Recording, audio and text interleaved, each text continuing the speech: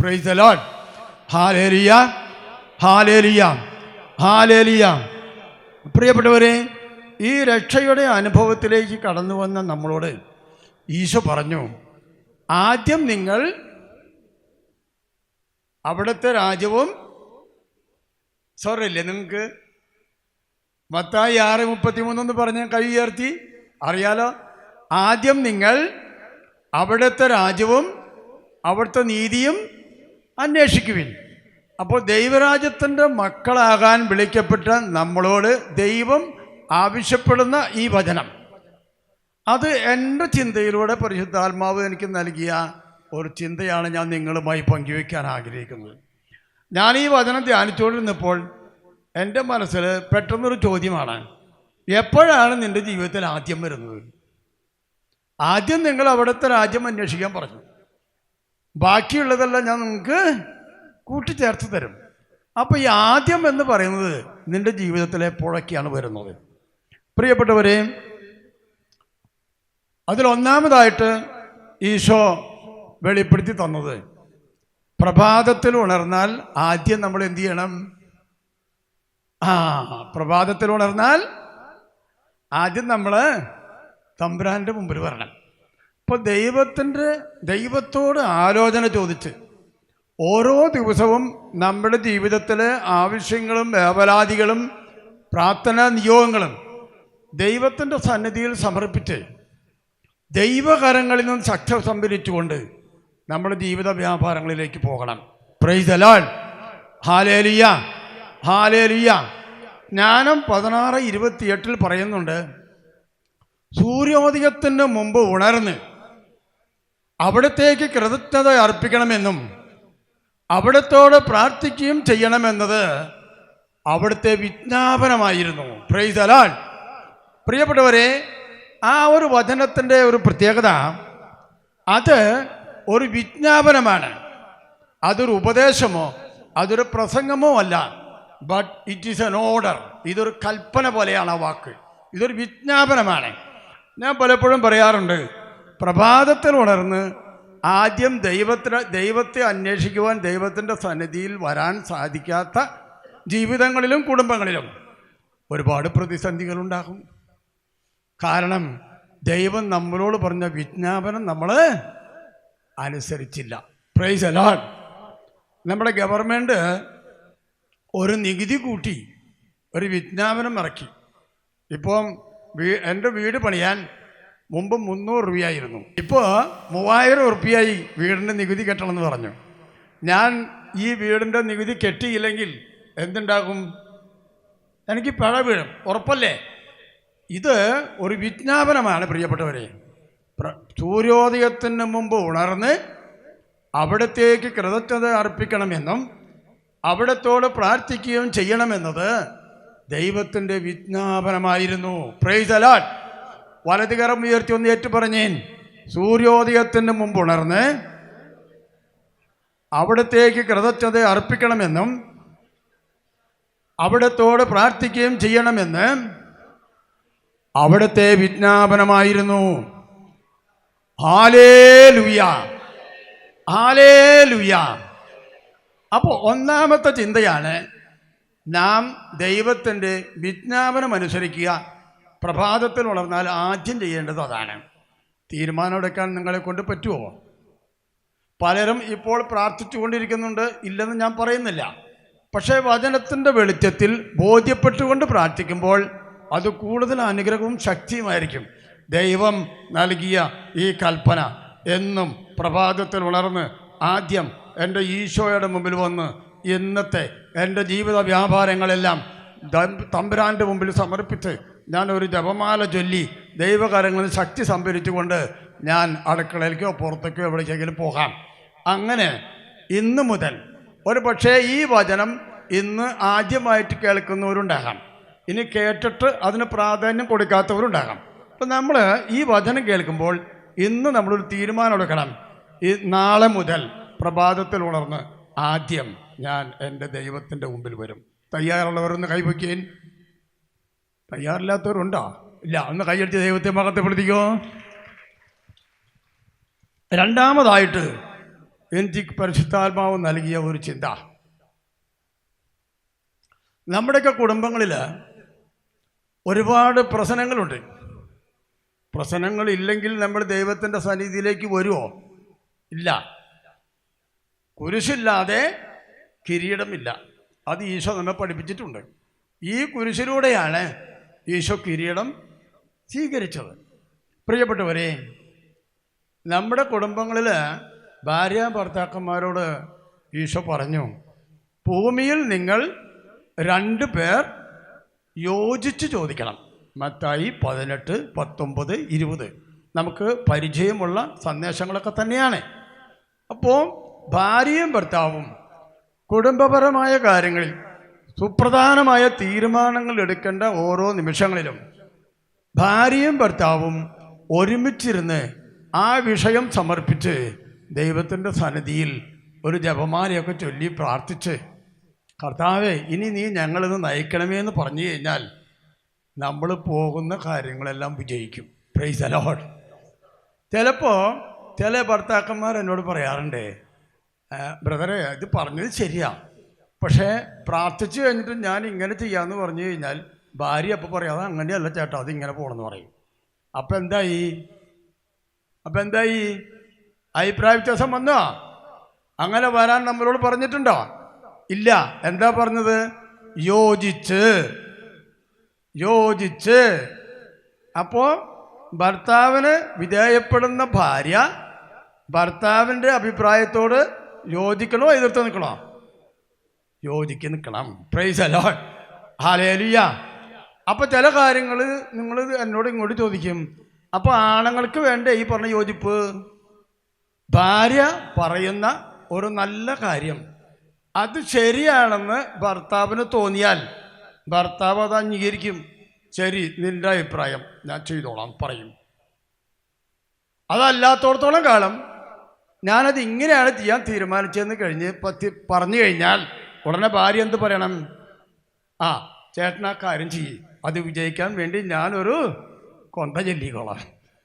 അപ്പോൾ അവിടെ വിജയിക്കും. ഭാര്യയുടെ പ്രാർത്ഥന ഭർത്താവ് എടുക്കുന്ന തീരുമാനത്തിൽ അപാകതകളുണ്ടെങ്കിൽ പോലും ആ അപാകതകളെ പരിഹരിച്ച് അത് അത്ഭുതകരമായി വിജയത്തിലെത്തിക്കുവാൻ ഈ ഭാര്യയുടെ പ്രാർത്ഥനയ്ക്ക് ശക്തിയുണ്ട് എന്ന് ഈ ഭാര്യ മനസ്സിലാക്കണം. Hallelujah, hallelujah. മനസ്സിലാക്കുന്നുണ്ടല്ലോ അല്ലേ? ഒന്ന് കൈയടിച്ച് ദൈവത്തെ സ്തുതിച്ചേൻ. അപ്പോൾ ഇനിമേലിൽ കുടുംബത്തിലെ പ്രധാനപ്പെട്ട കാര്യങ്ങൾ, മക്കളുടെ വിദ്യാഭ്യാസം, വിവാഹം, വീട് പണി, അങ്ങനെ സാമ്പത്തിക മേഖലകൾ, ഭാര്യയും ഭർത്താവും തമ്മിൽ ആലോചനയില്ലാത്ത കുടുംബങ്ങളാണ് ഇന്ന് വളരെ കൂടുതൽ. അതിൻ്റെ കാരണം ഭർത്താവ് അമേരിക്കയിലും ഭാര്യ ഗൾഫിലും. ഇനി ഭർത്താവ് ഇന്ത്യയിലാണെങ്കിൽ ഭാര്യ ഇസ്രായേലിൽ. അവർ തമ്മിൽ കണ്ടുമുട്ടണത് കൊല്ലത്തിലൊരിക്കൽ ലീവിന് പ്ലെയിനിൽ വെച്ച് കണ്ടുമുട്ടും. അതാണ് ഭാര്യയും ഭർത്താവും. ഇപ്പം ഞാൻ എല്ലാവരും അങ്ങനെയാണെന്ന് പറയല്ല. എൻ്റെ മകനും മരുമകളും കുടുംബം വിദേശത്തേക്ക് പോകണമെന്ന് എനിക്ക് ആഗ്രഹം ഉണ്ടായിരുന്നില്ല. അവർ സാമാന്യം അത്യാവശ്യം നല്ല ശമ്പളത്തോടെ നാട്ടിൽ ജീവിച്ചിരുന്നവരാ. പക്ഷേ മരുമകൾക്ക് ഒരു നല്ല ചാൻസ് കിട്ടി, അവിടെ വലിയ ശമ്പളം കിട്ടുന്നു വന്നപ്പോൾ ഇവർക്ക് പോകണം. ഞാൻ പറഞ്ഞു, നിങ്ങളുടെ സ്വാതന്ത്ര്യത്തിന് ഞാൻ എതിരല്ല. കാരണം നിങ്ങൾ രണ്ടുപേരെയും നിങ്ങളുടെ സ്വാതന്ത്ര്യത്തിന് വിട്ടു തന്നു കഴിഞ്ഞു. ഇനി നിങ്ങളുടെ അഭിപ്രായം അവിടെ തന്നെയാണെങ്കിൽ നിങ്ങൾ പോയിക്കോ. അപ്പോൾ മരുമകൾ പറഞ്ഞു, അപ്പച്ചാ, കുഞ്ഞുങ്ങൾക്ക് 18 വയസ്സ് വരെ സൗജന്യ വിദ്യാഭ്യാസം കിട്ടും നേഴ്സുമാരുടെ മക്കൾക്ക്. അതൊരു വലിയ കാര്യമല്ലേ? നമ്മുടെ നാട്ടിൽ സൗജന്യ വിദ്യാഭ്യാസം കിട്ടുമോ? എൻ്റെ ചേട്ടൻ ഇവിടെ ജോലി ചെയ്ത് കഴിഞ്ഞാൽ ഈ വിദ്യാഭ്യാസത്തിന് പോയിട്ട് ഭക്ഷണത്തിന് പോലും കാശ് കിട്ടാത്ത അവസ്ഥ ഇവിടെ ഉണ്ട്. അപ്പോൾ അപ്പച്ചൻ ചേട്ടനോടൊന്ന് പറയിട്ടാന്നാണ്. കാരണം അവന് ജോലി രാജിവെക്കാൻ ഇഷ്ടമില്ല. എന്തായാലും ഞാൻ അവരോട് പറഞ്ഞു, എടാ, നിൻ്റെ ഭാര്യ പറയുന്നത് നല്ല അഭിപ്രായമാണെന്ന് എനിക്ക് തോന്നുന്നു. കാരണം 18 വയസ്സ് വരെ നിൻ്റെ 3 മക്കൾക്ക് വിദ്യാഭ്യാസം അവിടെ കിട്ടുകയാണെങ്കിൽ അത് തന്നെ മതിയിലെ ഒരു വലിയ ക്രെഡിറ്റ് അല്ലേ? ദൈവം തരുന്ന അനുഗ്രഹമല്ലേ? അവളുടെ ശമ്പളം കൊണ്ട് ഞങ്ങൾ എങ്ങനെയെങ്കിലും അഡ്ജസ്റ്റ് ജീവിച്ചോളാം എന്ന് അവൾ പറയണേ. മാത്രമല്ല, നിങ്ങൾ ഒരുമിച്ച് ജീവിക്കും ചെയ്യാം. ഒരാൾ നാട്ടിലും ഒരാൾ വിദേശത്തായിട്ട് കഴിയും വേണ്ട. ഞാനീ പറഞ്ഞ അഭിപ്രായമാണ്, തീരുമാനം നിങ്ങളുടേതാണ്. നമ്മൾ മാതാപിതാക്കൾ ശ്രദ്ധിക്കേണ്ട ഒരു കാര്യമുണ്ട്. വിവാഹം കഴിഞ്ഞ മക്കളുടെ ജീവിതത്തിൽ നമ്മുടെ തീരുമാനം അടിച്ചേൽപ്പിക്കരുത്. ഹല്ലേലൂയ. പലപ്പോഴും മക്കളും മരുമക്കളും അമ്മയും തമ്മിൽ വഴക്കുണ്ടാവുന്നതിൻ്റെ പ്രധാനപ്പെട്ട കാരണം നീ അങ്ങനെ ചെയ്താൽ മതിരാ, നീ ഇങ്ങനെ ചെയ്താൽ മതിരാ എന്ന് പറയാനുള്ള അധികാരം നമ്മൾക്ക് കഴിഞ്ഞു. എപ്പോ? കല്യാണം കഴിച്ചപ്പോൾ അവനും അവളെയും കൂട്ടിച്ചേർത്ത് ഇനിമേലിൽ മാതാപിതാക്കളെ വിട്ടു പിരിഞ്ഞ് നിങ്ങൾ രണ്ടുപേരും ഒന്നാണെന്ന് പറഞ്ഞപ്പോൾ അധികാര സ്വാതന്ത്ര്യമൊക്കെ അവർക്ക് കൊടുത്തു കഴിഞ്ഞു. മനസ്സിലായില്ലേ? അപ്പോൾ ചില മാതാപിതാക്കൾ പറയും, നമ്മൾ എത്രയോ പ്രാവശ്യം നല്ല കാര്യങ്ങൾ പറഞ്ഞത്, എന്നിട്ട് അവൻ ചെവി കൊണ്ടില്ല, ഇപ്പം എന്തായി, ഇപ്പം അങ്ങനെയായില്ലേ? അതൊന്നും നമ്മൾ വിധിക്കാൻ പാടില്ല. കാരണം ദൈവം അവരെങ്ങനെ വിട്ടു, അവരുടെ സ്വാതന്ത്ര്യത്തിന് വിട്ടുകൊടുത്തെങ്കിൽ നമ്മൾ അഭിപ്രായം പറയുക. മോനെ മോളെ ഇങ്ങനെയൊക്കെ ചെന്തള്ളാ, മരുമകൾ പറയുന്നത് നല്ല കാര്യമാണല്ലോ മോനെ, നിനക്ക് എങ്ങനെ തോന്നുന്നുണ്ടോ? നമ്മുടെ മക്കളൊക്കെ ഉയർന്ന വിദ്യാഭ്യാസം വരെ എത്തണമെങ്കിൽ എന്തോരം ലക്ഷങ്ങൾ ചിലവാക്കിയിട്ട് വേണം. അവിടെ ഇത്തിരി സൗകര്യം ഉണ്ടെങ്കിൽ നിനക്ക് ഇത്തിരി വരുമാനം കുറഞ്ഞാൽ അല്ലെങ്കിൽ കുറച്ച് കാലത്തേക്ക് ചിലപ്പോൾ ജോലി കിട്ടിയില്ല എന്ന് വരും. എന്നാലും വേണ്ടില്ല, അവൾ പറയുന്നുണ്ടല്ലോ, അപ്പോഴത്തെ ഞങ്ങളിത് എല്ലാത്തിനും അഡ്ജസ്റ്റ് ചെയ്ത് പൊക്കോളാം, എൻ്റെ ശമ്പളം കൊണ്ട് ഒന്ന് വിട്, ഞാനാ വിടണമെന്നുള്ള അവൾ വിചാരിക്കണേ. ഞാൻ പറഞ്ഞു വേണ്ട. എന്തായാലും അവർ നല്ല തീരുമാനമെടുത്ത് അവർ പോയി. പ്രിയപ്പെട്ടവരെ, ഞാൻ പറഞ്ഞു വന്നത് കുടുംബങ്ങളിൽ പ്രധാനപ്പെട്ട കാര്യങ്ങളിൽ ആദ്യം തീരുമാനമെടുക്കുന്നതിന് മുമ്പ് ആദ്യം ദൈവത്തോട് ആലോചന ചോദിക്കണം.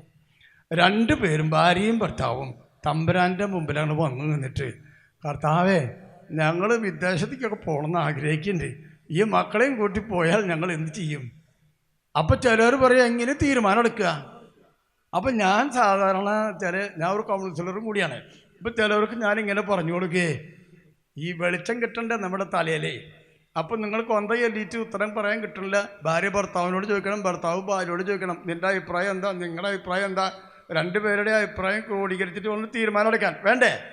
അപ്പോൾ എന്നിട്ട് നിങ്ങൾക്ക് തീരുമാനം എടുക്കാൻ പറ്റിയില്ലെങ്കിൽ നിങ്ങൾ രണ്ടുപേരും കൈ വിരിച്ച് പിടിച്ചിട്ട് ഇങ്ങനെ പാടണം, വെളിച്ചം തരേണമേ, വെളിച്ചം തരേണമേ, നിത്യമാം പ്രകാശമേ, വെളിച്ചം തരേണമേ. നിങ്ങൾ അങ്ങനെ ഒന്ന് പാടി നിൽക്കാൻ. നിങ്ങൾ രണ്ടുപേരും ഭാര്യയും ഭർത്താവും കൂടി ആ പാട്ടൊന്ന് പാടിയിട്ട് ഭർത്താവിനോട് ചോദിക്കണം, ഇപ്പോൾ വല്ല പ്രകാശം കിട്ടിയോ ചേട്ടന് തലയിലേക്ക്? ഓടി ഇനി അങ്ങനെ ചെയ്യാം, എന്നാൽ റെഡി, ഓക്കെ, ഞാൻ പ്രാർത്ഥിച്ചേക്കാം, പോയി ചെയ്യാൻ പറയാം.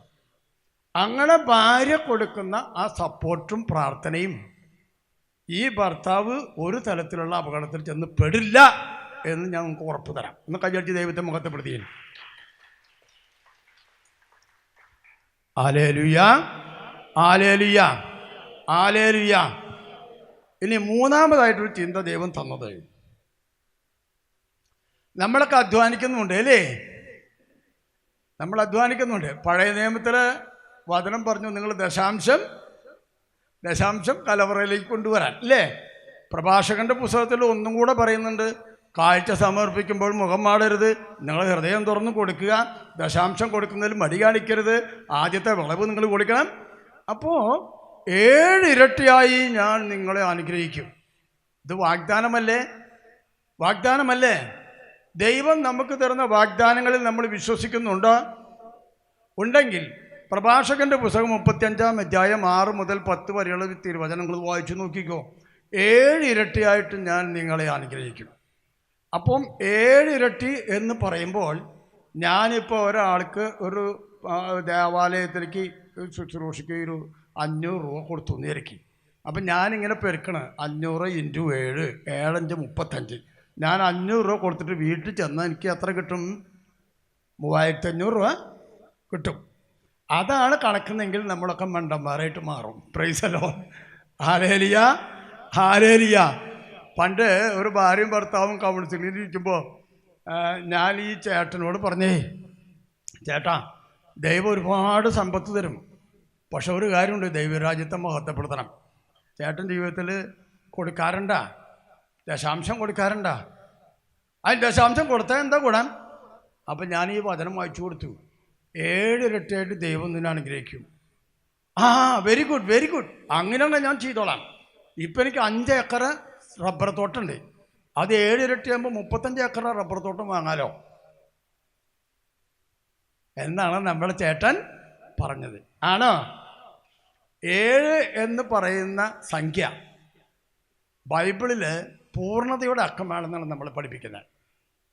അപ്പം ഈ 7 ഇരട്ടി എന്ന് പറഞ്ഞു കഴിഞ്ഞാൽ നിന്റെ ജീവിതത്തിൻ്റെ പൂർണ്ണമായും, നേരത്തെ അച്ഛൻ പറഞ്ഞ മാതിരി സമഗ്രമായും നിന്നെ വിജയിപ്പിക്കുന്ന അനുഗ്രഹം ദൈവം വാഗ്ദാനം ചെയ്തിരിക്കുന്നു. Price the Lord.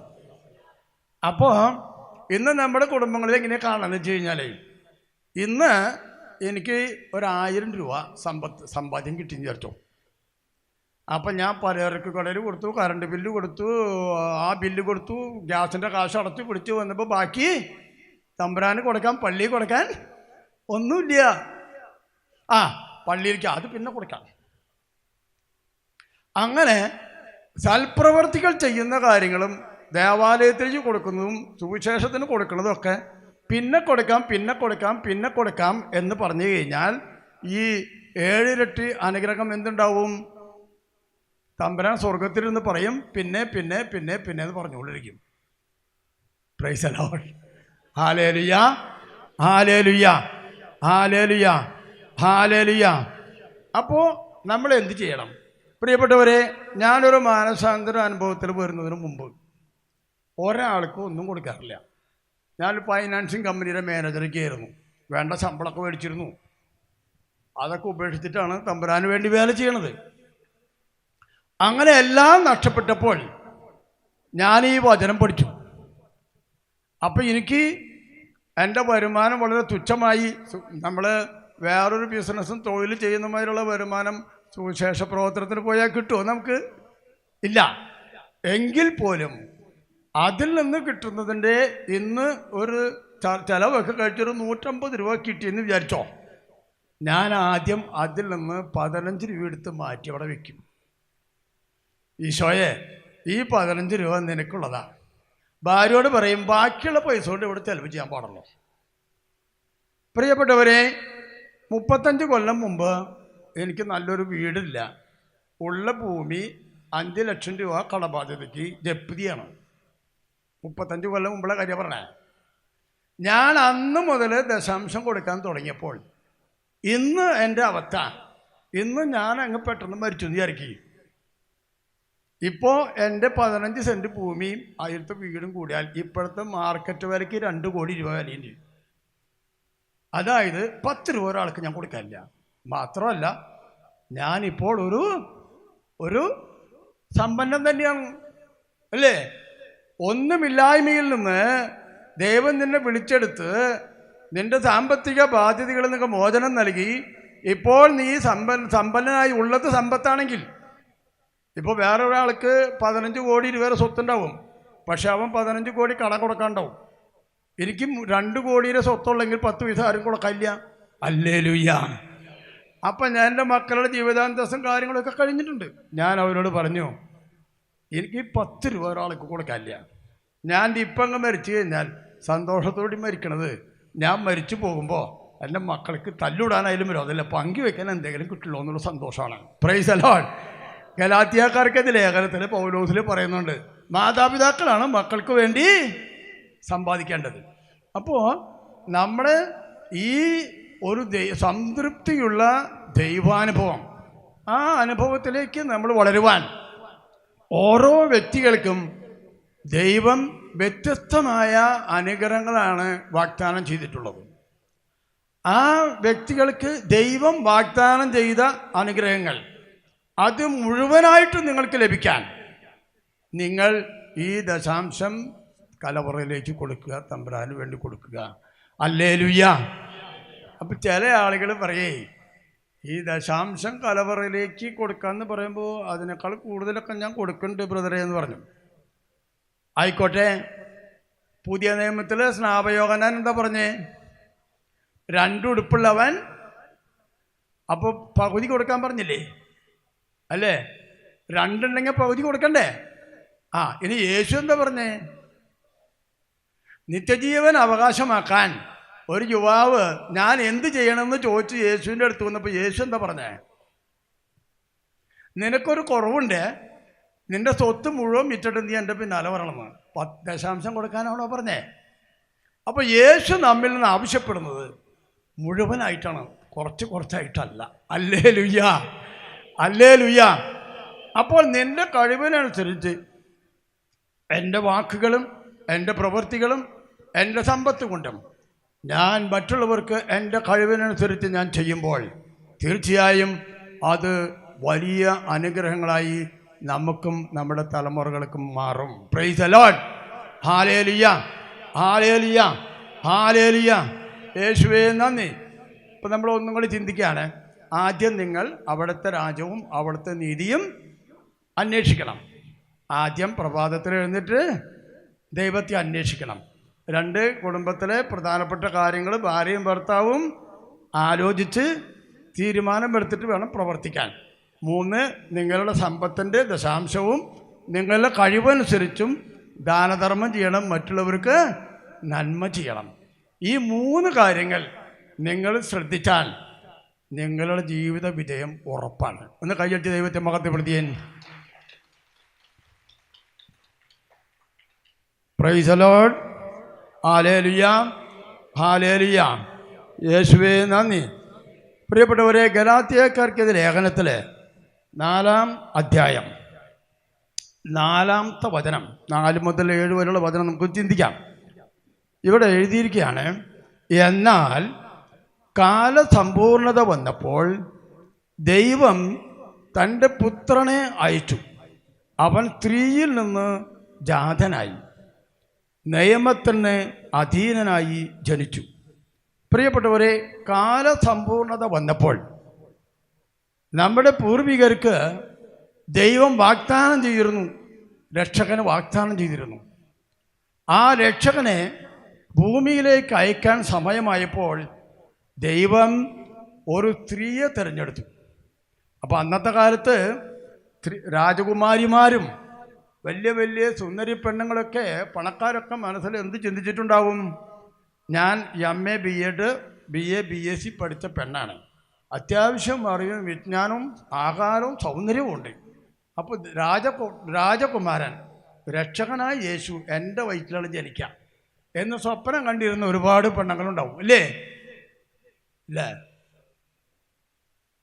പക്ഷെ അവസാനം ആരെടുത്താ വന്നേ? ആരാലും അറിയപ്പെട്ട പ്രേത ഒരു പാവപ്പെട്ട സ്ത്രീയുടെ ജീവിതത്തിലേക്കാണ് കടന്നു വന്നത്. ആ പരിശുദ്ധ അമ്മയെ ദൈവം അതിനു വേണ്ടി തിരഞ്ഞെടുത്തു. എന്നിട്ട് പറയുകയാണ്, ആ സ്ത്രീയിൽ നിന്ന് അവൻ ജനിച്ചപ്പോൾ നിയമത്തിന് അധീനനായി ജനിച്ചു എന്ന് പറഞ്ഞു കഴിഞ്ഞാൽ ലോകത്തിൻ്റെ നിയമങ്ങൾക്ക് വിധേയനായി ദൈവം ജീവിച്ചു, ദൈവപുത്രൻ ജനിച്ചു, ജീവിച്ചു. Price the Lord. Hallelujah, hallelujah. എന്തിനു വേണ്ടിയാണ്? അവിടെ പറയുകയാണ്, അങ്ങനെ നമ്മെ പുത്രന്മാരായി ദത്തെടുക്കേണ്ടതിനെ അവൻ നിയമത്തിന് അധീനരായി കഴിഞ്ഞവരെ വിമുക്തരാക്കി, നിയമത്തിന് അധീനരായി കഴിഞ്ഞവരെ വിമുക്തരാക്കി. പ്രിയപ്പെട്ടവരെ, ലോകത്തിൻ്റെ നിയമങ്ങൾക്ക് അടിമകളായിരുന്നു നമ്മളെല്ലാവരും. ലോകത്തിൻ്റെ നിയമങ്ങൾക്ക് അടിമകളായി ജീവിച്ചിരുന്നവരാണ് നമ്മൾ. ആ ലോകത്തിൻ്റെ നിയമത്തിൻ്റെ അടിമത്തത്തിൽ നിന്ന്, പാപത്തിൻ്റെ അടിമത്തത്തിൽ നിന്ന്, സാത്താൻ്റെ ശക്തിയിൽ നിന്ന്, വിഗ്രഹാരാധനയുടെ അടിമത്തത്തിൽ നിന്ന്, സകലവിധ പൈശാചിക പാപരോഗ ബന്ധനങ്ങളിൽ നിന്നും ദൈവം നമ്മെ മോചിപ്പിക്കാൻ വേണ്ടി തൻ്റെ പുത്രനെ ലോകത്തിലേക്ക് അയച്ച് നമുക്ക് വിശ്വാസവും പ്രത്യാശയും വർദ്ധിപ്പിച്ച് ഇന്ന് നാം ദൈവമക്കളായി മാറിയിരിക്കുകയാണ്. Hallelujah, hallelujah. അപ്പോൾ നമ്മളിപ്പോൾ ആരാണ്? നാം ദൈവപുത്രന്മാരും ദൈവപുത്രിമാരുമാണ്.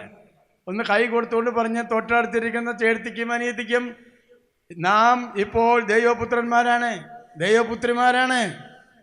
നമ്മളിപ്പോൾ ആരാണ്? നമ്മളിപ്പോൾ ദൈവപുത്രിമാരാണ്, ദൈവപുത്രന്മാരാണ്. ഹല്ലേലൂയ. പ്രിയപ്പെട്ടവരെ, ഈ അഭിമാനം നമുക്ക് വേണം. ഞാൻ യേശുവിൻ്റെ മകനും യേശുവിൻ്റെ മകളുമായി ജീവിക്കാൻ യേശു എന്നെ വിളിച്ചിരിക്കുന്നു. ദൈവപുത്ര സ്ഥാനത്തേക്ക് യേശു എന്നെ വിളിച്ചിരിക്കുന്നു.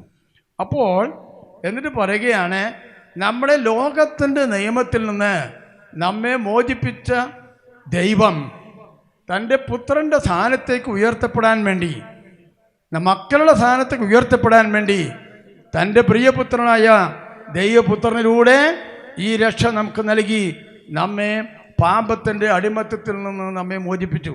എന്നിട്ട് എന്തിനു വേണ്ടിയാണ്? ഇവിടെ പറയുകയാണ്, അങ്ങനെ നമ്മെ പുത്രന്മാരായി ദത്തെടുക്കേണ്ടതിനെ അവൻ നിയമത്തിന് അധീനരായി കഴിഞ്ഞവരെ വിമുക്തരാക്കി. ഇപ്പോൾ നമ്മൾ ദൈവമക്കളാണ്. ഇവിടെ പറയുകയാണ്, നിങ്ങൾ മക്കളായതുകൊണ്ട് ആബാ പിതാവേ എന്ന് വിളിക്കുന്ന തൻ്റെ പുത്രൻ്റെ ആത്മാവിനെ ദൈവം നമ്മുടെ ഹൃദയത്തിലേക്ക് അയച്ചിരിക്കുന്നു. ഹല്ലേലൂയ. ഇപ്പോൾ നിങ്ങൾ മക്കളാണ്. ഈ മക്കളായതുകൊണ്ട് ആബാ പിതാവേ, സ്വർഗസ്ഥനായ ഞങ്ങളുടെ പിതാവേ എന്ന് വിളിച്ച് പ്രാർത്ഥിക്കുവാനുള്ള ആ മക്കളുടെ സ്ഥാനത്തേക്ക് ദൈവം നമ്മളെ ഉയർത്തിയിരിക്കുകയാണ്. അപ്പോൾ നമ്മൾ പിതാവായ ദൈവത്തിൻ്റെ സന്നിധിയിൽ കരങ്ങൾ ഉയർത്തി പ്രാർത്ഥിക്കുമ്പോഴും സ്തുതിക്കുമ്പോഴും ദൈവം നമുക്ക് ഉത്തരം നൽകുകയോ ഇല്ലയോ? നൽകുമോ? അപ്പോൾ എന്തുകൊണ്ടാണ് നമ്മെ ദൈവമക്കളുടെ സ്വാതന്ത്ര്യത്തിലേക്ക് ഉയർത്തി?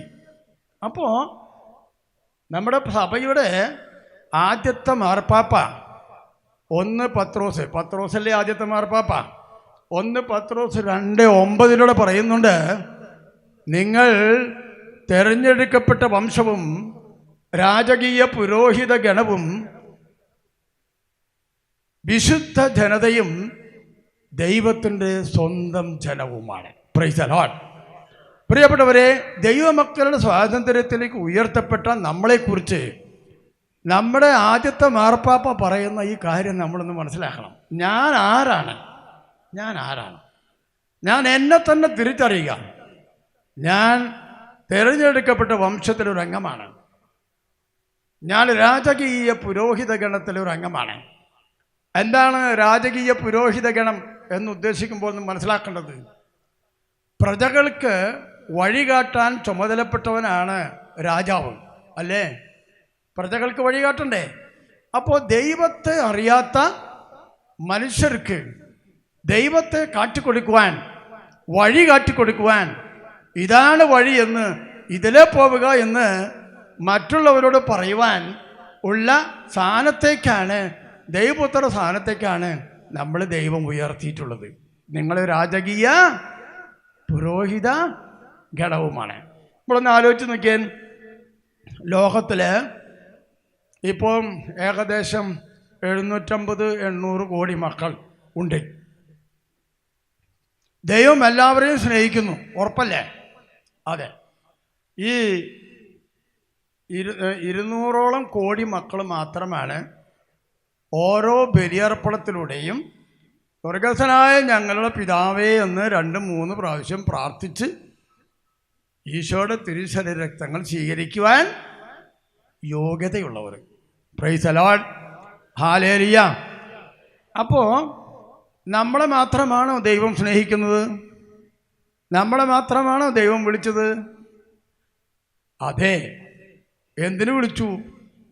രാജകീയ പുരോഹിത ഗണമായി മാറാൻ.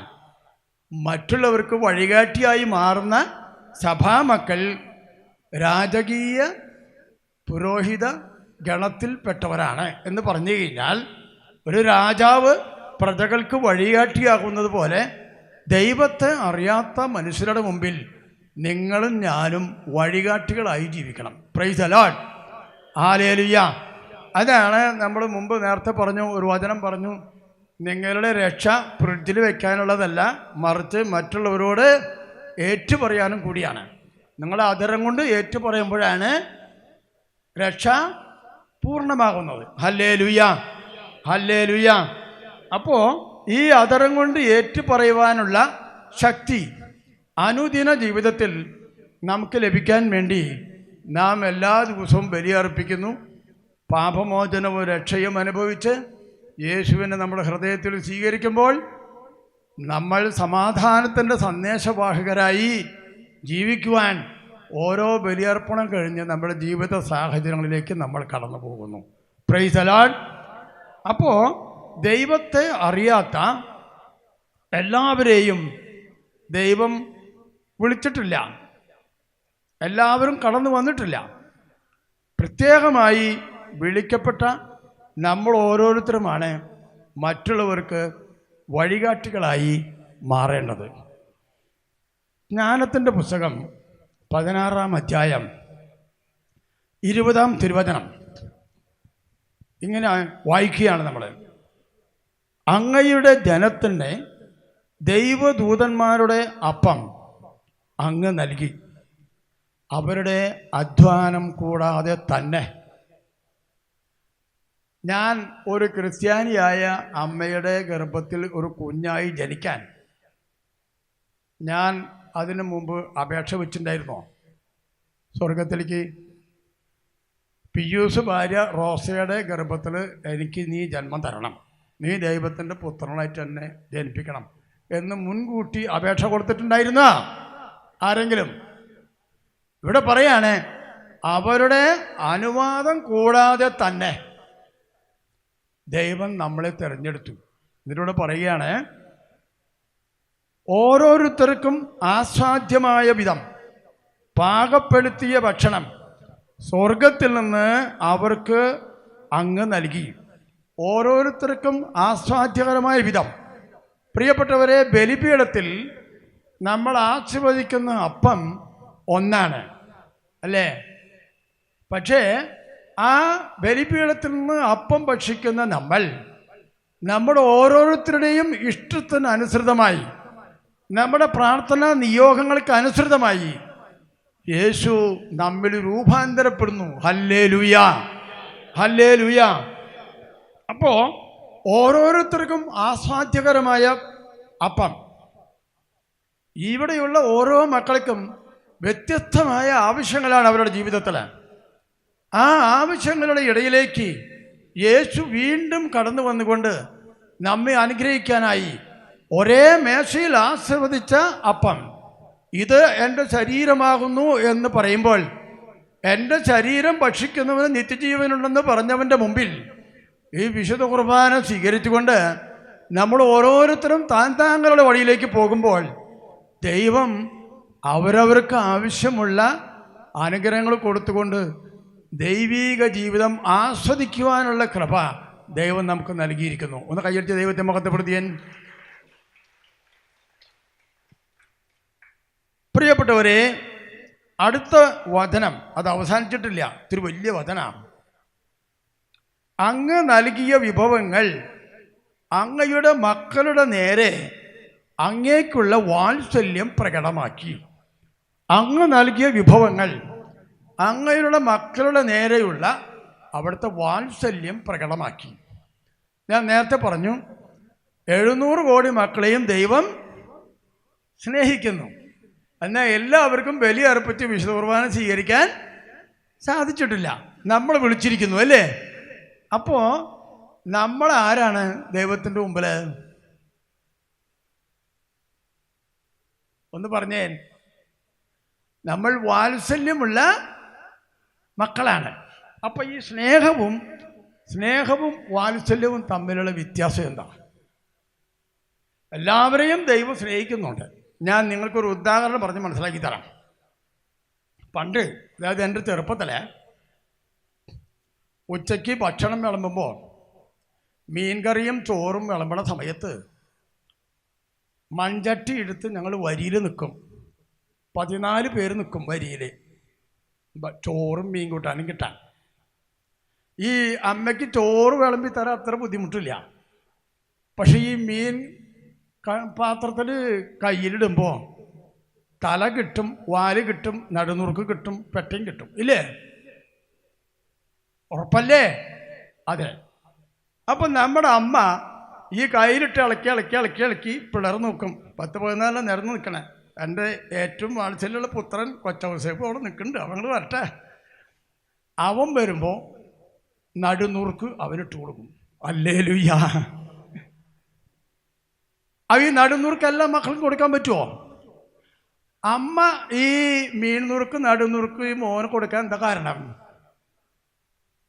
അമ്മയ്ക്ക് ആ കുഞ്ഞിനോടുള്ള വാത്സല്യം കാരണം കൊണ്ട്. ഒന്ന് കയ്യടി ദൈവത്തെ സ്തുതിച്ചേ. പ്രിയപ്പെട്ടവരെ, സ്നേഹത്തിൻ്റെ ഒരു പടി കൂടി കടന്ന ഒരവസ്ഥയാണ് ഈ വാത്സല്യം എന്ന് പറയുന്നത്. അപ്പം നമ്മളൊന്ന് ആലോചിച്ച് നോക്കിയേ, ഈ 700 കോടി മക്കളിൽ ഏകദേശം 250-300 കോടി മക്കൾ താഴെ ഈ നടുനൂർക്ക് തിന്നാൻ വിളിച്ച മക്കളാണ് നമ്മളൊക്കെ. ഹല്ലേലൂയ, ഒന്ന് കൈ ഉയർത്തി പറഞ്ഞ ഹല്ലേലൂയ. ഈ മേശയിൽ ആശീർവദിക്കുന്ന അപ്പം അത് ഞാനും നിങ്ങളും വാങ്ങി കഴിക്കുമ്പോൾ എൻ്റെ അമ്മ മീൻ കറി വിളമ്പി തന്നപ്പോൾ, കോഴിക്കറി വിളമ്പി തന്നപ്പോൾ നല്ല കഷ്ണം നോക്കി എനിക്ക് തന്നതുപോലെയാണ്. ഹല്ലേലൂയ. പ്രിയപ്പെട്ടവരെ, ഈ സ്നേഹത്തിൻ്റെ മുമ്പിൽ നമ്മളുടെ ജീവിതത്തെ നമ്മൾ പൂർണ്ണമായും വിട്ടുകൊടുക്കണം. പൂർണ്ണമായും. ഈ ലോകത്തിൽ നമ്മളൊന്നുമല്ല. ഒരു ഭാര്യയും ഭർത്താവും താലി കെട്ടുമ്പോൾ വിശുദ്ധ കുർബാനയുടെ മുമ്പിൽ ഇരുന്നു കൊണ്ട് രണ്ടുപേരും എടുക്കുന്നൊരു പ്രതിജ്ഞയുണ്ട്, എല്ലാവർക്കും അറിയാം. എന്നാൽ ഒരിക്കൽ കൂടി ഇത് ഓർമ്മപ്പെടുത്തുകയാണ്. സുഖത്തിലും ദുഃഖത്തിലും ആരോഗ്യത്തിലും അനാരോഗ്യത്തിലും പിന്നെ ദൈവമേ നിന്റെ ഇഷ്ടം നിറവേറ്റി ജീവിച്ചോളാന്ന്, അല്ലേ? അങ്ങനെയല്ലേ പറഞ്ഞേ? ഇവിടെ ഈ എന്താണ് ദൈവത്തിൻ്റെ ഇഷ്ടം നിറവേറ്റാൻ? ദൈവത്തിൻ്റെ ഇഷ്ടം എന്താണ്? ദൈവത്തിൻ്റെ ഇഷ്ടം നിറവേറ്റാന്നല്ലേ നമ്മൾ വാഗ്ദാനം ചെയ്തത്. എന്നിട്ട് നമ്മൾ അവിടെ നിന്ന് ഇറങ്ങിപ്പോരുമ്പോൾ നമ്മൾ രജിസ്റ്ററിൽ കൈ ഒപ്പിട്ടിട്ടാണ് വരണത്, കൈ എഴുത്തിട്ടിട്ടല്ലേ വരണേ. രണ്ടുപേരും കൂടെ ദൈവത്തിൻ്റെ മുമ്പിൽ ദൈവത്തിൻ്റെ ഇഷ്ടം നിറവേറ്റിക്കൊള്ളാമെന്ന് പറഞ്ഞ് കൈയെഴുത്തിട്ട് ഉറപ്പിച്ചിട്ടാണ് ബലിപീഠത്തിൽ നിന്ന് താലി കെട്ടി അവിടെ നിന്ന് ഇറങ്ങിപ്പോരുന്നത്. ഉറപ്പല്ലേ? ഉറപ്പാണ്. It is an agreement with our God, between the couples and God. ദൈവത്തിൻ്റെയും മനുഷ്യരുടെയും മുമ്പിൽ ആ ഭാര്യയും ഭർത്താവും ഒരു എഗ്രിമെൻ്റ് വെച്ചു, മരിക്കുന്നത് വരെ ഞങ്ങൾ ഒപ്പിട്ടോളാം, ജീവിച്ചോളാം. എന്നിട്ട് അത് നിയമം ലംഘിച്ചാൽ, വാഗ്ദാനം ലംഘിച്ചാൽ എന്തായിരിക്കും നമ്മുടെ ജീവിതം? ദൈവത്തോട് ഞാനും എൻ്റെ ഭാര്യയും കൊടുത്ത വാഗ്ദാനം ലംഘിച്ചാൽ എന്തായിരിക്കും എൻ്റെ ജീവിതം? വിജയിക്കുമോ തകർന്നു പോകുമോ? തകർന്നു പോകുമോ? ഉറപ്പാണോ? ദൈവത്തിൻ്റെ മുമ്പിൽ നമ്മളൊരു എഗ്രിമെൻ്റ് വെച്ച് കഴിഞ്ഞാൽ അവിടെ നമ്മൾ പരാജയപ്പെടും. ഞാൻ ഒന്നും കൂടെ ഒരു വചനത്തിൻ്റെ വെളിച്ചത്തിൽ പറയുകയാണ്. മലാക്കിയുടെ പുസ്തകം 2-ാം അധ്യായം 15-ാം തിരുവചനം പറയുകയാണ്, ഏക ശരീരവും ഏക ആത്മാവുമായിട്ടല്ലേ ദൈവം നിങ്ങളെ സൃഷ്ടിച്ചത്. ദൈവഭക്തരായ സ്ത്രീകളെ അല്ലാതെ, ദൈവഭക്തരായ സന്തതികളെ അല്ലാതെ എന്താണ് ദൈവം ആഗ്രഹിക്കുന്നത്? അപ്പോൾ ഒരു ഭാര്യയും ഭർത്താവും മാതാപിതാക്കളെ വിട്ടു പിരിഞ്ഞ് അവർ രണ്ടുപേരും ഇനി ഒന്നാകുമ്പോൾ അവരെ ഏക ശരീരമായി സൃഷ്ടിച്ച ദൈവം അവരിൽ നിന്ന് പ്രതീക്ഷിക്കുന്നത് ദൈവഭക്തിയുള്ള സന്തതികളെയാണ്. Hallelujah, hallelujah. നമ്മൾ കല്യാണം ആലോചിക്കുമ്പോൾ എന്താ ചെയ്യുക?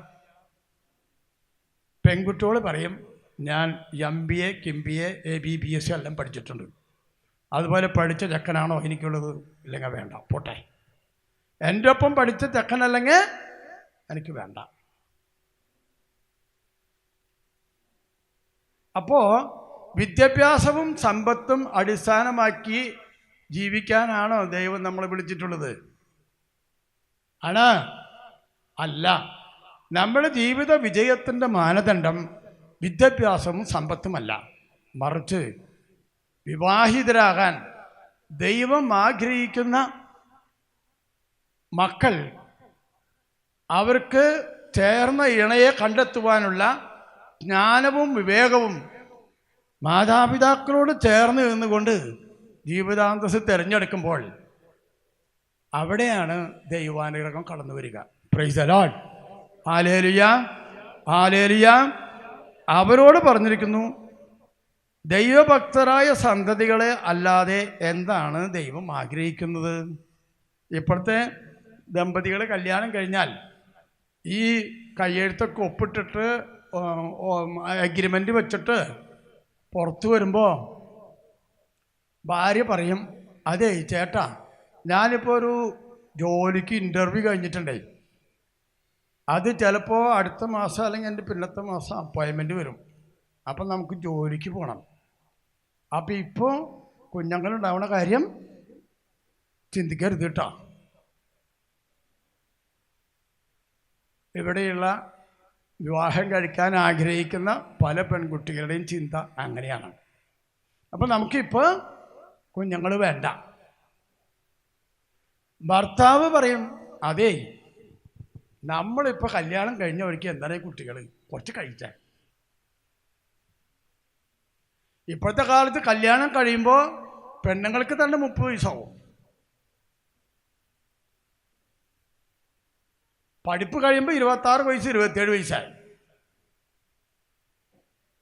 വിലാപങ്ങളുടെ പുസ്തകത്തിൽ പറയുന്നുണ്ട്, 3-ാം അധ്യായം 27-ാം തിരുവചനം, യൗവനത്തിൽ നുകം വഹിക്കുന്നത് മനുഷ്യന് നല്ലതാണ്.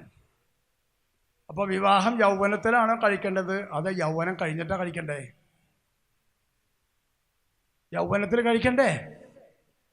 അപ്പോൾ യൗവനത്തിൽ കഴിക്കുന്ന വിവാഹം കഴിക്കുന്ന ഭാര്യ മക്കളെ പെറ്റു വളർത്താനുള്ള ആഗ്രഹത്തോടും തീരുമാനത്തോടും കൂടി തന്നെയാണ് കഴിക്കണത്.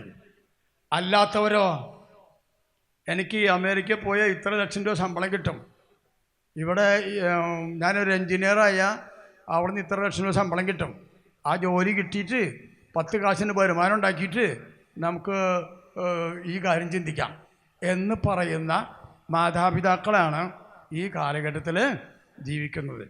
പ്രിയപ്പെട്ടവരെ, അടുത്ത വചനം നമ്മൾ ശ്രദ്ധിക്കുക. അതുകൊണ്ട് യൗവനത്തിലെ ഭാര്യയോട് അവിശ്വസ്തത കാണിക്കാതിരിക്കാൻ ശ്രദ്ധിക്കുവിൻ. പ്രിയപ്പെട്ടവരെ, നമ്മൾ ഒരു വസ്തു കച്ചവടം ചെയ്യാൻ വിചാരിക്കും. വസ്തു കച്ചവടം ചെയ്യുകയാണെങ്കിൽ നമ്മൾ ആദ്യം എന്ത് ചെയ്യും? ഒരു മുദ്രപത്രം മേടിച്ച്, ഗവൺമെൻറ് നിയമപ്രകാരം മുദ്രപത്രം മേടിച്ച് എഗ്രിമെൻ്റ് എഴുതി ഒപ്പിടും, അല്ലേ? ആ എഗ്രിമെൻ്റ് ലംഘിച്ചാൽ കുറ്റമല്ലേ? അല്ലേ? അപ്പോൾ ഇവിടെ വചനം പറയുകയാണ്, നിങ്ങൾ യൗവനത്തിലെ ഭാര്യയോട് അവിശ്വസ്തത കാണിക്കാതിരിക്കാൻ ശ്രദ്ധിക്കുവിൻ. എന്താണ് ഈ വചനത്തിൽ അവിശ്വസ്തതയെക്കുറിച്ച് ദൈവം പറയുന്നതിൻ്റെ അർത്ഥം? ദൈവത്തിൻ്റെ മുമ്പിൽ നിങ്ങൾ എന്താണ് ഒപ്പിട്ട് കൊടുത്തത്? എന്താണ് നിങ്ങൾ ഏറ്റു പറഞ്ഞത്? ആ ഏറ്റു പറഞ്ഞത് നിങ്ങളൊരു അഗ്രിമെൻ്റാണ്. മരിക്കുന്നത് വരെ ദൈവത്തിൻ്റെ ഇഷ്ടം നിറവേറ്റിക്കോളാമെന്ന് പറഞ്ഞ് ഒപ്പിട്ടതാണ് ഭാര്യയും ഭർത്താവും. ആ അഗ്രിമെൻ്റ് നിങ്ങൾ ഒരിക്കലും മാറ്റരുത്. അതാണ് ഇവിടെ പറയുന്നത്, അവിശ്വസ്തത കാണിക്കരുത്. അപ്പം ഇവിടെ ഭാര്യയോട് അവിശ്വസ്തത കാണിക്കരുത് എന്ന് പറയുമ്പോൾ ഒന്നും കൂടെ നമ്മൾ അതിനൊന്ന് ധ്യാനിക്കണം. സാധാരണഗതിയിൽ ചില കുടുംബങ്ങളിൽ പെണ്ണുങ്ങൾ പ്രസവിക്കാൻ തയ്യാറാണ്, പക്ഷെ ഭർത്താവ് എന്ത് പറയും?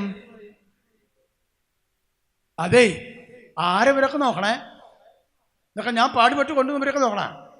അതൊന്നും പറ്റില്ലേ, നമുക്കതൊന്നും വേണ്ട. അപ്പം ഇപ്പോഴത്തെ നമ്മളെ വിവാഹം കഴിക്കുന്ന ആളുകൾ എന്നെപ്പോലെയുള്ള 75 കൊല്ലം മുമ്പുള്ള ദമ്പതികളും മാതാപിതാക്കളും ഈ സത്യം തന്നെ ഇങ്ങനെ തുറന്നുകൊണ്ട് വരിക. അപ്പോൾ 75 കൊല്ലം മുമ്പ് കൃത്രിമ കുടുംബാസൂത്രണ മാർഗങ്ങൾ വഴി മക്കളെ എണ്ണം കുറച്ചപ്പോൾ ഉച്ചഭക്ഷണത്തിന് 14 12 ചട്ടിയും കയ്യിൽ വെച്ച് നിൽക്കാനില്ല, നല്ല മീൻകറി കിട്ടാൻ വേണ്ടിയിട്ട്, അല്ലേ? ഇപ്പോൾ 1 2 കിട്ടും. പ്രിയപ്പെട്ടവരെ, നമ്മൾ ആദ്യകാലത്തിലെ അനുഭവം പോൽ പരിശുദ്ധാത്മാവിൻ്റെ പാട്ട് പറഞ്ഞിട്ടുണ്ട്, അല്ലേ? ആദ്യ നൂറ്റാണ്ടിലെ അനുഭവം പോലെ ഇപ്പോഴും ലോകത്തിൽ സംഭവിക്കണമെന്നല്ലേ നമ്മൾ പാടാറുള്ളത്, അല്ലേ? ആദ്യ നൂറ്റാണ്ടിലെ അനുഭവം പോലെ, അല്ലേ? അപ്പോൾ ആ ആദ്യ നൂറ്റാണ്ടിലെ അനുഭവത്തിലേക്ക് നമ്മുടെ കുടുംബജീവിതം തിരിച്ചു പോകണം. ചിലർ എന്നോട് ചോദിക്കും, ഇതിപ്പോൾ പ്രസംഗിച്ചിട്ട് ആര് കേൾക്കാനാ ബ്രദറെ? അതൊക്കെ പഴകിയ പാപമായിട്ട് മാറി. എങ്ങനെ? പഴകിയ പാപമായിട്ട് മാറി. ഒരു പാപം പതിവായിട്ട് ചെയ്തുകൊണ്ടിരുന്നാൽ പിന്നെ പാപമല്ല എന്ന് പറയണേ. അത് ദൈവം പറഞ്ഞിട്ടില്ല. പ്രിയപ്പെട്ടവരെ, മക്കൾ എൻ്റെ ചെറുപ്പത്തിൽ എൻ്റെ അപ്പനും അമ്മയൊക്കെ ദേഷ്യപ്പെട്ട് എന്തെങ്കിലുമൊക്കെ പറയണ സമയത്ത് ചിലപ്പോൾ ദേഷ്യം വരുമ്പോൾ വടിയെടുത്ത് അടിക്കും. അവരുടെ ദേഷ്യം മുഴുക്കം തീർക്കുന്നത് ഈ പിള്ളേരെ അടിച്ചിട്ടാണ്. ഭാര്യയ്ക്ക് ഭർത്താവിനോട് ദേഷ്യം ഉണ്ടെങ്കിൽ ഭർത്താവിനെ തിരിച്ചടിക്കാൻ ആരോഗ്യമില്ലാത്ത കാരണം കൊണ്ട് ഭാര്യ അടിമുഴുക്കം ആർക്ക് കൊടുക്കും? മക്കൾക്ക് കൊടുക്കും. ഭാര്യനെ അടിക്കാൻ പേടിയുള്ള ആണുങ്ങളാണെങ്കിൽ ദേഷ്യം മുഴുക്കം ആർക്ക് കൊടുക്കും? മക്കൾക്ക് കൊടുക്കും. അപ്പം ഇത് തിരിച്ചറിയും ആര്? അമ്മാമ്മ. അമ്മാമ്മയ്ക്ക് അറിയാം മക്കൾ ഈ രോഗത്തിൻ്റെ അവസ്ഥക്കാണ്. എടാ അങ്ങനെ അടിക്കരുതിട്ടാ, നിന്റെ ദേഷ്യം തീർക്കാനുള്ളതല്ല, അവൻ നമ്മുടെ സമ്പത്താണ്. ഈ ജനിക്കുന്ന മക്കളുണ്ടല്ലോ, ഇവരൊക്കെ നമ്മുടെ സമ്പത്താണ്, അവരെ നശിപ്പിക്കരുത്. പ്രിയപ്പെട്ടവരെ, മക്കൾ സമൃദ്ധിയാണ് കുടുംബത്തിൻ്റെയും സമൂഹത്തിൻ്റെയും സമ്പത്ത്. ഞാനിതിനെക്കുറിച്ച് ഒരുപാട് നിങ്ങളോട് വിശദീകരിച്ചു കഴിഞ്ഞാൽ സമയമൊന്നും ഇവിടെ ഇല്ല. പക്ഷെ ഒരു കൊച്ചു കാര്യം ഞാൻ നിങ്ങളെ പ്രത്യക്ഷത്തിൽ ഞാൻ മനസ്സിലാക്കി തരാം. നമ്മുടെ കൊച്ചു കേരളത്തിലെ ഒരു 50 ലക്ഷം പേരെങ്കിലും വടക്കേ ഇന്ത്യക്കാർ വന്ന് ജോലി ചെയ്യുന്നുണ്ട് അല്ലേ? ഒരാൾ ഒരു 10,000 ഉറുപ്പിക വെച്ച് മാസം വീട്ടിലേക്ക് അയച്ചു കൊടുക്കുകയാണെന്ന് വിചാരിക്കും.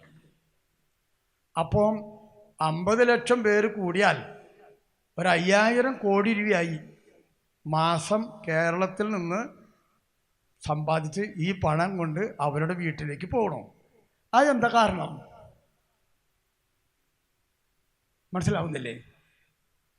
നമ്മൾ മക്കളെ പെറ്റു വളർത്താത്തത് കൊണ്ട്, നമ്മുടെ നാട്ടിൽ ജോലി ചെയ്യാൻ മക്കളില്ലാത്തത് കൊണ്ട് മക്കളുള്ളവർ ഇവിടെ വന്ന് സമ്പാദിച്ച് അവർ കൊണ്ടുപോകണം. ചുരുക്കി പറഞ്ഞു കഴിഞ്ഞാൽ ഞാനും നിങ്ങളും അവിടെ ഇവിടെയൊക്കെ പോയി ലക്ഷങ്ങളും 10,000ങ്ങളും കോടികളും സമ്പാദിച്ചിട്ട് ആ പണം മുഴുക്കാൻ മക്കളധികമുള്ള മക്കൾക്ക് നമ്മൾ കൊടുക്കുകയാണ് ചെയ്യണത്. Price the Lord. ഇനി ഞാൻ വടക്കേ ഇന്ത്യയിലെ പല ഗ്രാമപ്രദേശങ്ങളിൽ പോയിട്ടുള്ളതാണ്. ഞാൻ ഫിയാത്ത് മിഷനിലും ഞാൻ ഒത്തിരി സേവനം ചെയ്തിട്ടുണ്ട്, ഇപ്പോഴും ചെയ്തുകൊണ്ടിരിക്കുന്നു. ഫിയാത്ത് മിഷൻ ഇന്ത്യയിലെ എല്ലാ സംസ്ഥാനങ്ങളിലും പോകാനിടയായിട്ടുണ്ട്.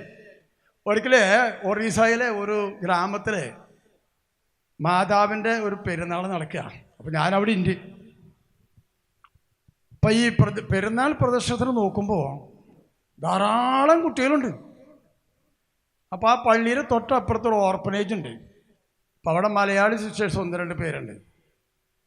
അപ്പോൾ എത്ര കുഞ്ഞുങ്ങളെ വളർത്തേണ്ട സിസ്റ്റർ ഇവിടെ? ഇവിടെ ഇപ്പോൾ ഒരു 100-300 അധികം ഉണ്ട് എന്നറിഞ്ഞു. അല്ല സിസ്റ്റർ, ഇവിടെ എന്തോരം പിള്ളേരാണ്.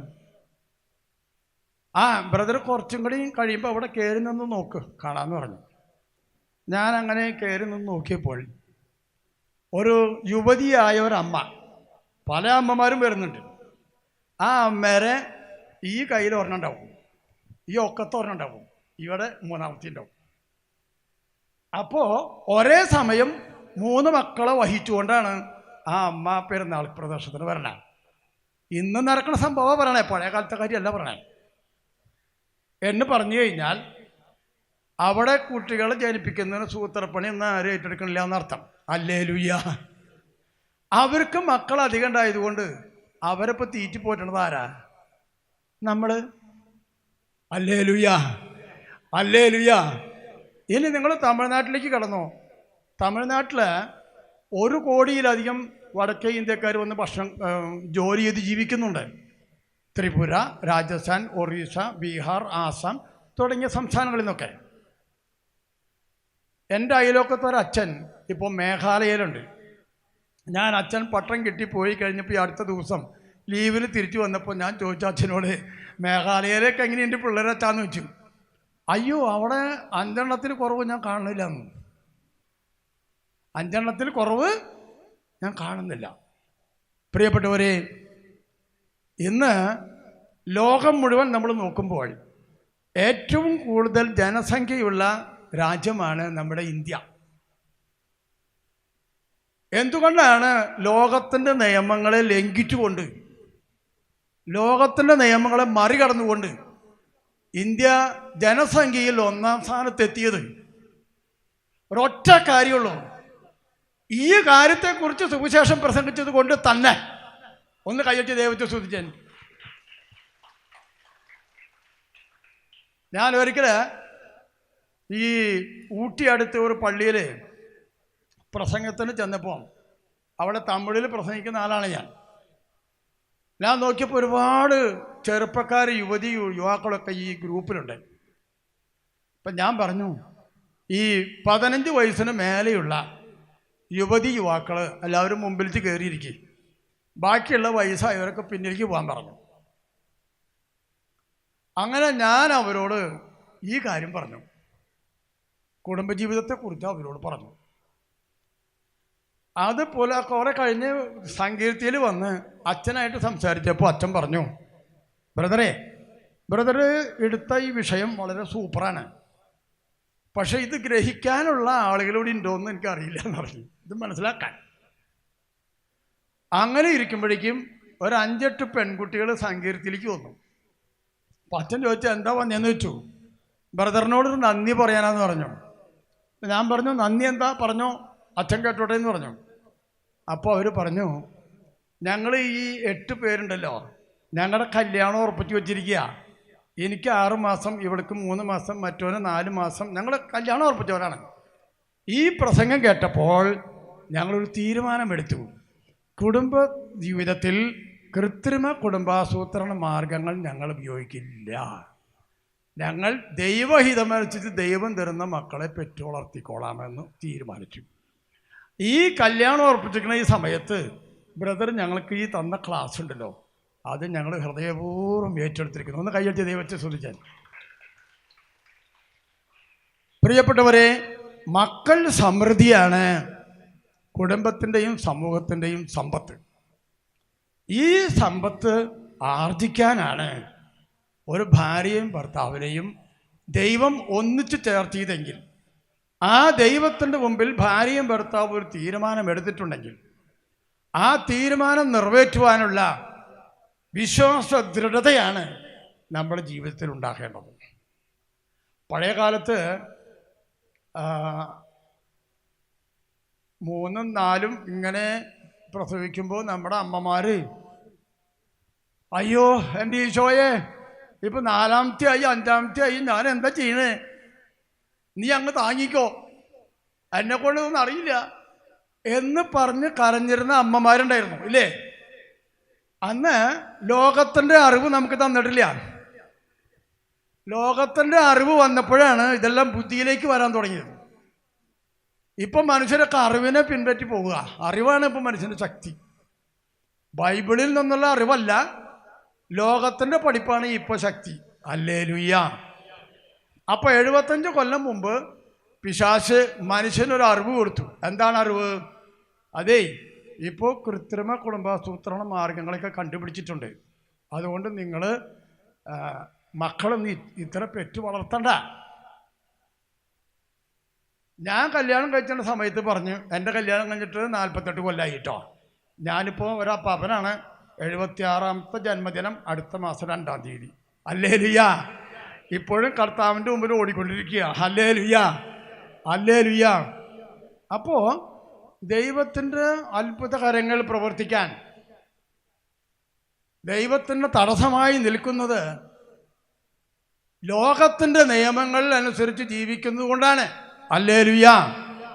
ലോകത്തിൻ്റെ നിയമങ്ങൾ അനുസരിച്ച് ജീവിക്കാനല്ല, ദൈവപുത്രന്റെ സ്ഥാനത്തേക്ക് എന്നെയും നിങ്ങളെയും വിളിച്ചത് എന്നുള്ള ബോധ്യം അത് നിങ്ങൾക്ക് പകർന്നു തരാനാണ് ഇപ്പോൾ ഞാൻ നിങ്ങളുടെ മുമ്പിൽ നിൽക്കുന്നത്. ഹല്ലേലൂയ.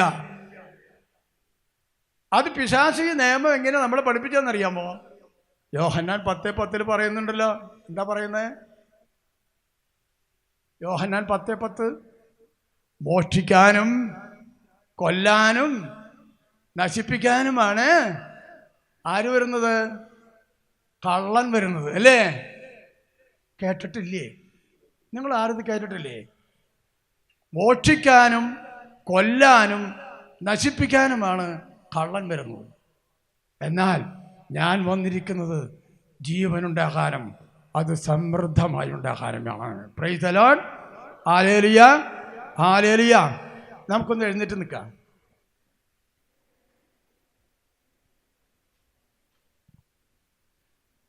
ഞാൻ എല്ലാവരോടും എഴുന്നേറ്റ് നിൽക്കാൻ പറഞ്ഞു. എന്തിനാണെന്നറിയാം? ചിലർക്കൊക്കെ മുഖം വാടുന്നത് മാതിരി. ബ്രദർ, എനിക്ക് ഇഷ്ടമുള്ള കാര്യമല്ല പറയണേ. എനിക്കിഷ്ടമുള്ള എൻ്റെ മക്കളെ, ഈ വിഷയം നിങ്ങൾ ഇഷ്ടപ്പെട്ടാൽ സമ്പൂർണ്ണ ജ്ഞാനത്തിൻ്റെയും ദൈവിക അനുഗ്രഹങ്ങളുടെയും വിളനിലമായി നിങ്ങളുടെ കുടുംബങ്ങൾ വളരും. നമുക്കൊന്ന് കണ്ണുകൾ അടച്ചുപിടിച്ച് കരങ്ങൾ നെഞ്ചോട് ചേർത്ത് വെച്ചുകൊണ്ട് നമ്മുടെ കണ്ണുകളൊന്ന് അടച്ചുപിടിച്ച് നമ്മുടെ ഹൃദയത്തിൻ്റെ കണ്ണുകളൊന്ന് തുറക്കുക. ഈശോയെ, ഇപ്പോൾ നീ ഞങ്ങൾക്ക് നൽകിയ സന്ദേശം ഞങ്ങളുടെ ജീവിതത്തിൽ ഇത് നിറവേറ്റാൻ സാധിക്കുമോ? പ്രായമായവർ പലരും ഞങ്ങൾക്കത് സാധിച്ചിട്ടില്ലല്ലോ എന്ന് കരയുന്നവരാണ്. വയസ്സുകാലത്ത് മാതാപിതാക്കൾക്ക് പ്രസവിച്ച് മക്കളെ പെറ്റ് വളർത്താൻ പറ്റില്ലല്ലോ. അതുകൊണ്ട് യുവതി യുവാക്കളാണ് ഏറ്റവും കൂടുതൽ ഈ ദൗത്യം ഏറ്റെടുക്കേണ്ടത്. കർത്താവേ, നിൻ്റെ വിശ്വാസമനുസരിച്ച് ദൈവമക്കളുടെ സ്വാതന്ത്ര്യത്തിലേക്ക് ഉയർത്തപ്പെട്ട ഞങ്ങളുടെ ജീവിതത്തിൽ പൂർണ്ണമായ ദൈവാനുഗ്രഹം പ്രാപിക്കുവാൻ, നിൻ്റെ വചനമനുസരിച്ച് ഞങ്ങൾ ജീവിക്കുവാൻ, ദൈവത്തിൻ്റെ രാജ്യം അന്വേഷിക്കുവാൻ ഞങ്ങളെ അനുഗ്രഹിക്കണമേ. നമുക്ക് കാര്യങ്ങളൊന്ന് ഹൃദയത്തിൽ നിന്ന് സ്തുതിച്ച് ദൈവത്തെ സ്തുതിച്ച് ഒന്ന് തമ്പുരാൻ കൊടുത്തേൻ. Hallelujah, hallelujah. കാര്യങ്ങൾ ഉയർത്തി ദൈവത്തെ സ്തുതിച്ചേൻ. യേശു ആരാധന, ആരാധന, ആരാധന, ആരാധന, ആരാധന, ആരാധന. യേശുവേ നന്ദി, യേശുവേ നന്ദി, യേശുവേ നന്ദി, യേശുവേ നന്ദി, യേശുവേ നന്ദി. ദൈവമേ നന്ദി.